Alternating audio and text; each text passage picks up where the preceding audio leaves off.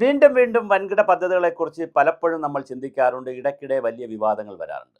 കേരളത്തിലെ ഇൻഫ്രാസ്ട്രക്ചറിൻ്റെയും അടിസ്ഥാന സൗകര്യത്തിൻ്റെയും ഗതാഗത സൗകര്യത്തിൻ്റെയും ആണിക്കല്ലായി വിമാനത്താവളങ്ങളെ നമ്മൾ കാണാറുണ്ട്. രാജാവിൻ്റെ കാലത്ത് തിരുവനന്തപുരത്ത് പണിത അന്താരാഷ്ട്ര വിമാനത്താവളവും കരുണാകരൻ്റെ സ്വപ്ന പദ്ധതിയായിരുന്ന കരിപ്പൂർ വിമാനത്താവളവും പിന്നെ കൊച്ചിൻ നെടുമ്പാശ്ശേരി വിമാനത്താവളവും പിന്നെ കരിപ്പൂരിലെ വിമാനത്താവളവും അവസാനം ഉമ്മൻചാണ്ടിയുടെ സ്വപ്ന പദ്ധതിയായി വന്ന കണ്ണൂർ വിമാനത്താവളവും ഉൾപ്പെടെ നമുക്ക് 4 വിമാനത്താവളങ്ങളാണ് പ്രധാനമായുള്ളത്.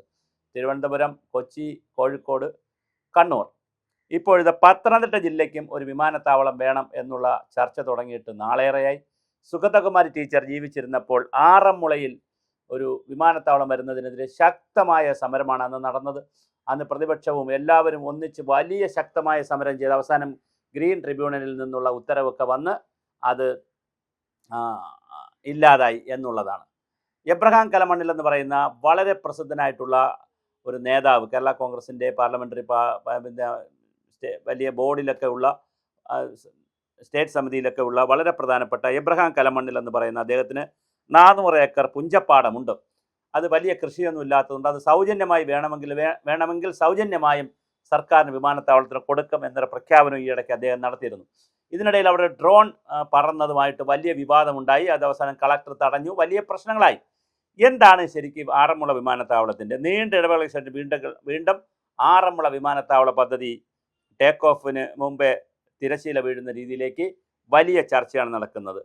അതായത് വിമാനത്താവളത്തെ സർക്കാർ ആലോചിച്ചിട്ടേ ഇല്ലെന്ന് മുഖ്യമന്ത്രി വിശദീകരിച്ചതോടെ ഇത് സംബന്ധിച്ച ചർച്ചകൾ തൽക്കാലത്തേക്ക് വിരാമമിട്ടു. എന്നാൽ കടമനിട്ട മൗണ്ട് സിയോൺ എഞ്ചിനീയറിംഗ് കോളേജിൽ എയറോനോട്ടിക്കൽ കോഴ്സ് ആരംഭിച്ചപ്പോൾ വിദ്യാർത്ഥികൾക്ക് പഠനത്തിന് വേണ്ടി എന്ന പേരിൽ കോളേജ് ഉടമ എബ്രഹാം കലമണ്ണിൽ ആറന്മുളയിൽ 8 ഏക്കർ നെൽവയൽ വാങ്ങിയാണ് വിമാനത്താവളത്തിൻ്റെ ആദ്യ നീക്കമായത്. പിന്നീട് 232 ഏക്കർ വയൽ കൂടി അദ്ദേഹം വാങ്ങി. 2010 KGS ഗ്രൂപ്പ് എന്ന വിമാനത്താവള കമ്പനിക്ക് ആ വസ്തു എബ്രഹാം കലമണ്ണിൽ വിറ്റു. 2011 232 ഏക്കർ ഉൾപ്പെടെ ആറന്മുളയിൽ ജനവാസ കേന്ദ്രങ്ങൾ എല്ലാം ചേർത്ത് വ്യവസായ മേഖലയായി പ്രഖ്യാപിച്ചു. ഇതിനെതിരെ പള്ളിയോടെ പള്ളി വിളക്ക് സംരക്ഷണ സമിതി ആരംഭിച്ച വിമാനത്താവള വിരുദ്ധ ആറന്മുള പൈതൃക സമരം ആറന്മുള പൈതൃക ഗ്രാമ കർമ്മ സമിതിയും വിമാനത്താവള വിരുദ്ധ ഏകോപന സമിതിയും ഏറ്റെടുത്തു. അത് വലിയ പ്രശ്നമായി. BJPയുടെയും അതുപോലെ തന്നെ എല്ലാ പാർട്ടികളിലെയും നേതാക്കളെല്ലാം പോയി വലിയ സമരം നടന്നു. സുഗതകുമാരി ടീച്ചറിൻ്റെ ജന്മസ്ഥലം കൂടെയാണ് ആറന്മുള. അപ്പോൾ അവരൊക്കെ വലിയ രീതിയിൽ സമരം ചെയ്ത് ആ പദ്ധതി ഉപേക്ഷിക്കപ്പെട്ടു. എന്നാൽ വലിയ പ്രക്ഷോഭം അവിടെ നടന്നു ആറന്മുളയിൽ.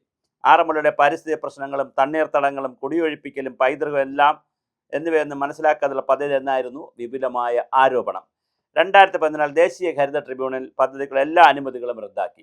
സുപ്രീം കോടതിയും ഇത് ശരിവെച്ചതോടെയാണ് വിമാനത്താവളം സംബന്ധിച്ച ചർച്ചകൾ അവസാനിച്ചത്. എന്നാൽ കഴിഞ്ഞ ആഴ്ച എബ്രഹാം കലമണ്ണിൻ്റെ നിർദ്ദേശപ്രകാരം ഡൽഹിയിലെ സ്വകാര്യ കമ്പനി ഇവിടെ ഡ്രോൺ സർവേ നടത്തിയെന്ന വിവരം പുറത്തു വന്നതോടെ വീണ്ടും വിവാദമുയരുന്നു.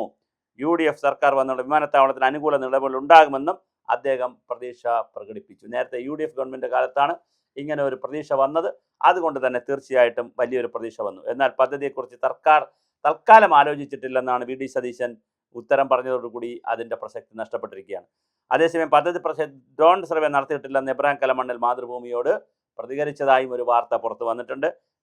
അതുപോലെ തന്നെ നടത്തിയെന്നും റിപ്പോർട്ട് കിട്ടിയില്ലെന്നുമാണ് കഴിഞ്ഞ ആഴ്ച അദ്ദേഹം മാധ്യമങ്ങളോട് പറഞ്ഞത്. എന്നാൽ പദ്ധതിക്കായി സർക്കാരിനെ സമീപിച്ചിട്ടില്ല. മുഖ്യമന്ത്രി സ്ഥലം കണ്ടിട്ട് പോലുമില്ല. ലൊക്കേഷനും ദിശയും അല്പം മാറിയാൽ അവിടെ തന്നെ വിമാനത്താവളം പണിയാവുന്നതേ ഉള്ളൂ.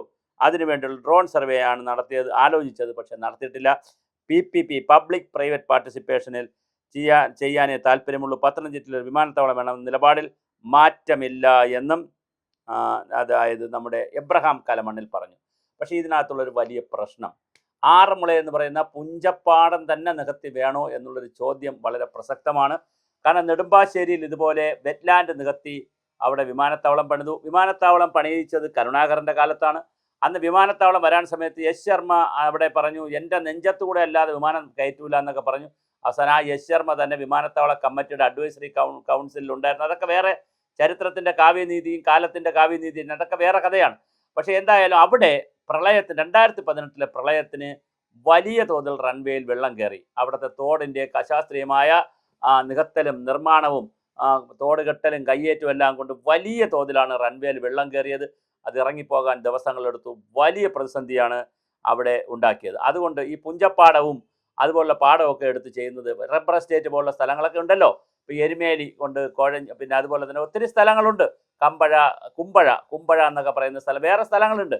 വിമാനത്താവളം വരുന്നതിനോട് പ്രശ്നമൊന്നുമില്ല. പക്ഷേ അത് കുറെ കൂടി ഈ പുഞ്ചപ്പാടവും വയലേലകളും ഒക്കെ എടുത്താൽ പിന്നെ ഭാവിയിൽ വിമാനത്താവളത്തിന് തന്നെ പ്രശ്നം. എത്ര സാങ്കേതിക വിദ്യകൾ ഉപയോഗിച്ചാലും നമ്മുടെ നാട്ടിലെ പ്രളയ തടങ്ങളും അതുപോലെ പ്രളയത്തിനൊക്കെ അധികം വരുന്ന മഴയ്ക്ക് നിൽക്കാനുള്ള അതിൻ്റെ റിസർവോയറുകളൊക്കെയാണ് വയലുകൾ എന്നൊക്കെ പറയുന്നത്. അതിനെ സ്വതന്ത്രമായി വിടുകയും കരഭാഗത്ത് ഇതൊക്കെ ആലോചിക്കണം. അപ്പോൾ കരഭാഗത്തിന് വസ്തു വാങ്ങേണ്ടി വരും. അങ്ങനത്തെ പ്രശ്നങ്ങളുണ്ട്. പക്ഷേ അങ്ങനെയാണെങ്കിൽ എബ്രഹാം കലമണ്ണിൽ ഇത് വിറ്റിട്ട് കരഭാഗത്ത് വസ്തു വാങ്ങാനുള്ള പൈസയ്ക്ക് കൂടെ കൊടുക്കുക, സഹായിക്കുക, കാര്യം വന്നാൽ മതിയല്ലോ. അപ്പോൾ അങ്ങോട്ടും ഇങ്ങോട്ട് വന്ന അദ്ദേഹത്തിന് അവിടെ എയറോനോട്ടിക്കൽ എഞ്ചിനീയറിംഗിൻ്റെ കോഴ്സ് ഉണ്ട്, വളരെ നല്ല കാര്യം.